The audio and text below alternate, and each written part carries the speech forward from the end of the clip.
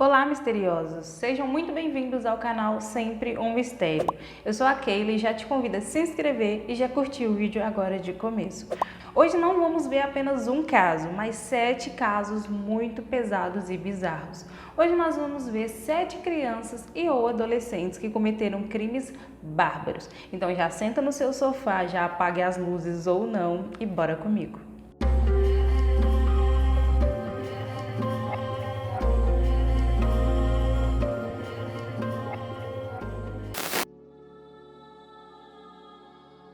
Eric Smith era um adolescente de 13 anos que sofria muito bullying na escola. Ele sofria bullying por conta dos seus óculos fundos de garrafa, por causa do seu cabelo mais avermelhado, que é ruivo, por causa das suas sardas e das suas grandes orelhas. Tudo isso por conta de efeitos colaterais que a mãe dele teve porque tomou alguns remédios contra a epilepsia durante a gestação. Em 1993, Eric Smith foi preso por ter assassinado uma criança de 4 anos chamada Derek Robin.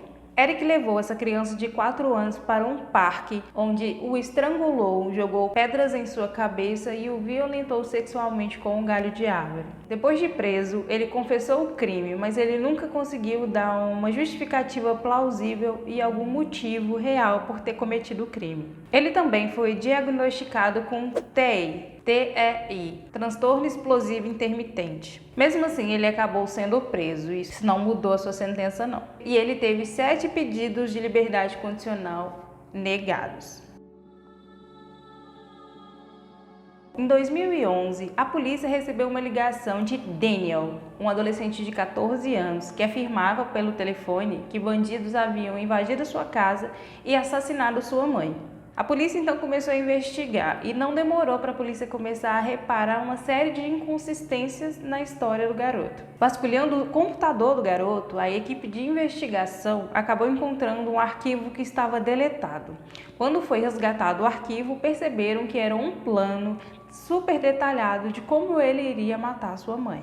Daniel deu 7 marretadas na cabeça de sua mãe e depois incinerou o corpo dela. O adolescente não tinha um motivo específico que o levasse a cometer esse crime. Um ex-parceiro de sua mãe disse que ele tinha uma paixão doentia por jogos e filmes violentos. Não se sabe se esses jogos violentos e filmes tiveram alguma influência no seu psicológico para que ele então pudesse cometer os crimes. Entretanto, ele foi preso e ele recebeu então uma sentença de 16 anos. Que na minha humilde opinião, sinceramente, é pouco, gente.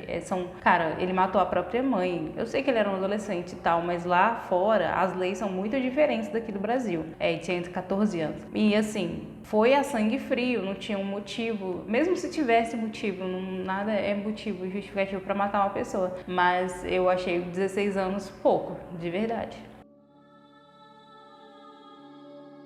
O caso de Joshua Phillips foi descoberto em 1998 pela sua mãe durante uma faxina.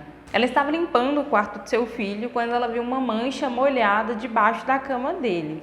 Ela achou que era o colchão de água dele que estava vazando, porém na hora que ela foi investigar o vazamento, ela viu que a mancha era muito maior do que ela estava imaginando. E havia um pedaço de silver tape tampando uma parte do colchão. Silver tape é como se fosse uma fita cinza. Ela serve para poder consertar danos de algumas coisas, por exemplo, de bicicleta, de piscina, essas coisas. E ela é bem resistente. Como estava com silver tape tampando, como estava com a fita tampando o vazamento, ela imaginou que o filho já soubesse do vazamento, mas tinha escondido dela para ele não ficar de castigo. Ela retirou a fita então e ela se surpreendeu com algo gelado. Então ela pegou a lanterna e foi olhar debaixo assim no colchão para ver do que se tratava aquilo gelado que ela estava vendo. Então ela se depara com o corpo de Madeline Clifton, que é uma criança de 8 anos que estava desaparecida há uma semana e era vizinha deles.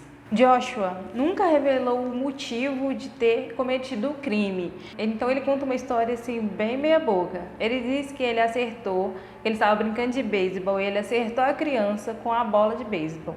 E aí depois acertou a criança com um taco de beisebol para que ela parasse de chorar.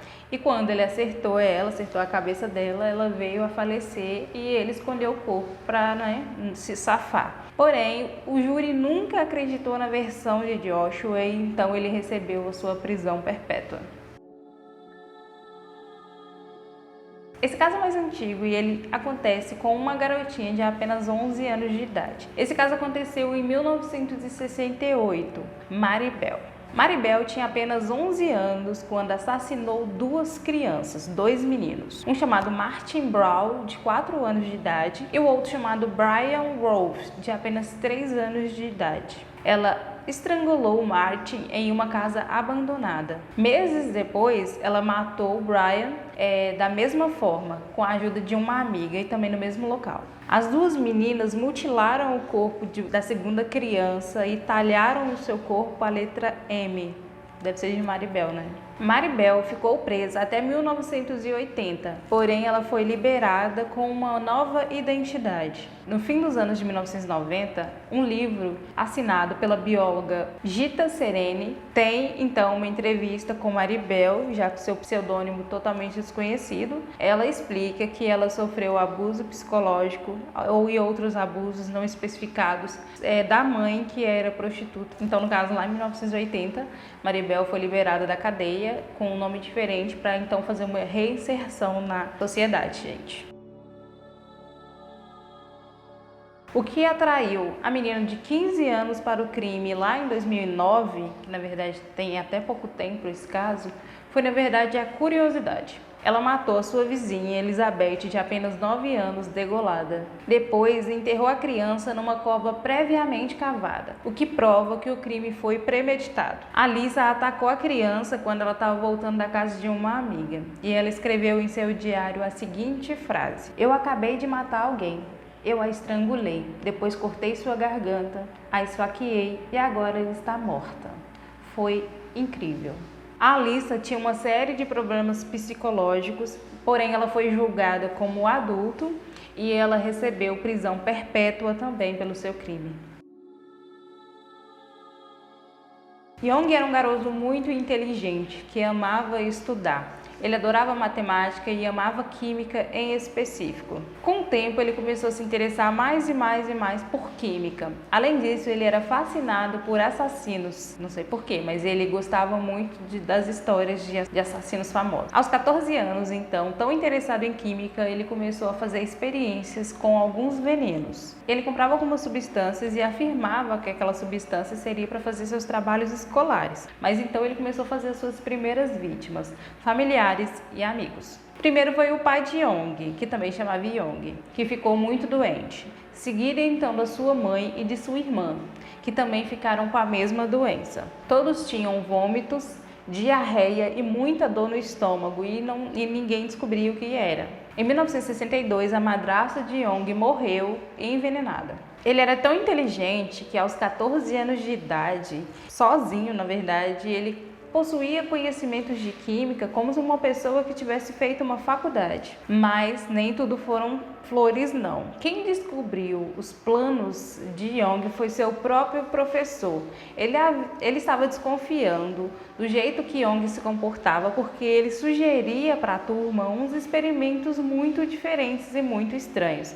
Então, quando ele foi verificar a sua carteira, ele viu algumas substâncias, alguns ensaios, algumas escritas e desenhos de homens mortos. O professor então ficou um pouco incomodado e assustado e resolveu ligar para a polícia. Young então foi levado para um hospital de segurança máxima e lá ele também fez vítimas, ele também envenenou pessoas do hospital, funcionários e outros internos também. Aos 23 anos ele foi liberado desse hospital e foi morar com a irmã, mas ele não estava curado e ele continuou fazendo vítimas. Então ele voltou para a prisão, porém em 1990 ele acabou morrendo na cadeia. Bom, esse caso é muito conhecido, pois teve muita repercussão, tanto na época que aconteceu, quanto até hoje é muito falado. Aconteceu da seguinte forma: a mãe do menino James Byrd, de 2 anos, deixou a criança por alguns minutos na frente de um açougue. Ela acreditava que ela ia voltar rápido, porém ela demorou um pouco mais. Enquanto esperava, James foi atraído por outras 2 crianças de 10 anos, 2 meninos. Um chamado John Vinales e o outro chamava Robert Thompson, ambos com 10 anos na época, lá em 1993. Os dois atraíram a criança, como eu disse, e levaram ele para uma caminhada por um canal. Depois, a dupla agrediu o garoto fisicamente, sexualmente, jogou o corpo da criança sobre o trilho do trem, cobriu o corpo dele com pedras e o trem acabou também atingindo o corpo da criança. Isso é um crime brutal, literalmente. O corpo do James foi descoberto 2 dias depois. Os dois meninos logo foram ligados ao caso, pois eles foram vistos por mais de 40 testemunhas, já que eles viram os 3 juntos e a maioria das pessoas que viram os 3 juntos acreditavam que eles eram irmãos, então muita gente acabou vendo eles. Ainda assim, para poder comprovar a ligação das crianças a esse crime, eles foram filmados por um circuito de câmera de segurança de um shopping que filmaram as crianças atraindo James. Os 2 garotos foram julgados como adultos e foram colocados em unidades de reabilitação. Em 2001, eles foram liberados com regras bem rígidas sobre condicional. Os motivos desse crime também permanecem ocultos. Bom, todos esses crimes, gente, foram cometidos por crianças e adolescentes. E assim, enquanto eu fazia o roteiro, enquanto eu fazia as pesquisas, eu me sentia muito mal, sabe? Porque quando eu li as histórias, eram de uma barbaridade tão intensa, que você fica pensando como crianças e adolescentes assim tão jovens puderam ter tanto sangue frio para poder cometer esses crimes assim tão pesados. É claro que cada pessoa é uma pessoa e cada pessoa vive num ambiente diferente, mas assim, isso fica mais bizarro ainda, quando se trata de crianças e adolescentes. Bom, eu trouxe todos esses casos de forma resumida, sucinta mesmo, mas eu vou trazer depois todos os casos de forma bem completa, contando o caso tintim por tintim, contando certinho. E para você saber quando eu lançar esses casos e mais os outros, você precisa se inscrever e você precisa também ativar as notificações, tá? Porque assim, quando eu lançar, o YouTube vai te notificar e você já vai perceber que eu lancei um videozinho novo, tá bom? Bora ajudar nosso canal a crescer, nós estamos no YouTube aqui agora, nós acabamos de começar no YouTube, somos um canal iniciante, mas te garanto que vamos fazer o possível e o impossível para poder sempre trazer a melhor qualidade e o melhor conteúdo aqui para vocês. E aí, vocês conheciam esses casos? Tem algum que você não conhecia? Tem algum que você quer que eu fale aqui no canal? Deixa tudo nos comentários que eu vou ler e a gente vai fazer, tá bom? Não esqueça de assistir o vídeo anterior, tá bom? Tchau!